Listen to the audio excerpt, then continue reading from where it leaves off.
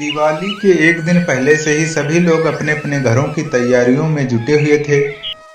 परंतु गांव में चंपा का पूरा परिवार निराश होकर बैठा था, क्योंकि चंपा इतनी गरीब थी कि उसके पास दिवाली मनाने के लिए एक भी पैसा नहीं था। गांव के सभी लोग बाजारों से नए नए कपड़े और बच्चे मोमबत्ती और पटाखे खरीद कर ला रहे थे। ये देखकर चंपा के बच्चे बहुत उदास थे, क्योंकि उनके लिए खरीदारी तो बहुत दूर की बात थी। उनके घर में खाने के लिए एक टाइम का खाना भी नहीं था। माँ, घर में खाने के लिए तो कुछ भी नहीं है, तो क्या हम तब दिवाली के दिन भी भूखे रहेंगे? बच्चों की बात सुनकर चंपा का हृदय और भी दहल जाता है। वह बच्चों से कहने लगती है, मेरे बच्चों, धैर्य रखो। माँ लक्ष्मी हम सबके संकट अवश्य दूर करेंगी। वो दिवाली के दिन सबके घरों में जाकर खुशियाँ बांटती रहती हैं। तो क्या माता लक्ष्मी मेरे घर भी आएंगी? हाँ, वो सबके घर जाती हैं, बस हम सबको उनकी प्रार्थना करनी चाहिए।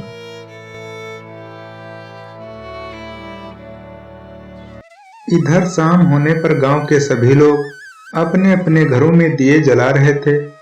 पूरा गांव प्रकाश से जगमगा रहा था।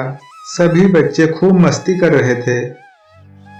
परंतु चंपा के बच्चे माँ लक्ष्मी के आने का भरोसा अपने मन में बसाए हुए चुपचाप बैठे हुए थे।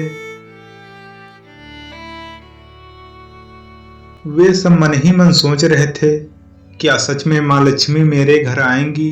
तभी उनके घर के बाहर दरवाजे से एक आवाज आती है, बेटा, कोई घर पर है क्या? मुझे बहुत जोर की भूख लगी है, कुछ खाने के लिए दे दो। चंपा दरवाजे पर जाती है तो उसने देखा कि दरवाजे पर एक बूढ़ी औरत खड़ी है। वह उस बूढ़ी औरत से कहने लगती है, माँ जी, आप कौन हैं और कहाँ रहती हैं?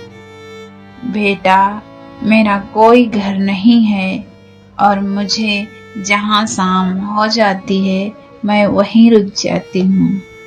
कोई बात नहीं माँ जी, आज आप मेरे घर पर रुक जाइए।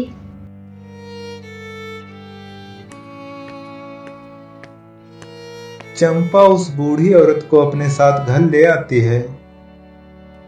बेटा, मुझे बहुत जोर की भूख लगी है, तो मुझे कुछ खाने के लिए दे दो। उस बूढ़ी औरत की बात सुनकर चंपा मन ही मन सोचने लगती है कि अब मैं इन बूढ़ी माँ को खाने के लिए क्या दूं? मेरे घर में तो खुद के खाने के लिए कुछ भी नहीं है। कुछ देर सोचने के बाद चंपा उस बूढ़ी औरत से कहने लगती है, माँ जी, मुझे क्षमा कर दो। मैं तुम्हारी भूख नहीं मिटा सकती, क्योंकि मेरे घर में खाने के लिए कुछ भी नहीं है। आज दिवाली के दिन भी मेरे बच्चे भूखे ही बैठे हैं। अरे बेटा, अंदर जाकर तो देखो, शायद कुछ मिल जाए। हमसे और भूख सहन नहीं होती। उस बूढ़ी औरत के कहने पर चंपा अपने कमरे में जाती है और जाकर देखती है तो वह हैरान हो जाती है, क्योंकि उसके कमरे में अनेक प्रकार के पकवान, पैसे और गहने रखे थे। वह तुरंत दौड़ती हुई उस बूढ़ी औरत के पास आती है और कहने लगती है, माँ, आप धन्य हो माँ, मैं आपको पहचान गई हूँ माँ।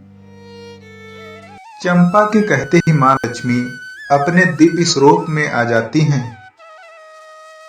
पुत्री, तुम बहुत धैर्यवान और नेक इंसान हो। तुम्हें खुद के खाने के लिए कुछ भी नहीं था, पर तुमने जो एक बूढ़ी औरत के साथ जो इंसानियत का फर्ज निभाया है, मैं उससे बहुत प्रसन्न हूँ। अब तुम सब भोजन करो और अच्छे से दिवाली मनाओ। इतना कहकर माँ लक्ष्मी तुरंत अंतर ध्यान हो जाती हैं। इधर चंपा और उसके बच्चे खुशी खुशी दिवाली मनाने लगते हैं।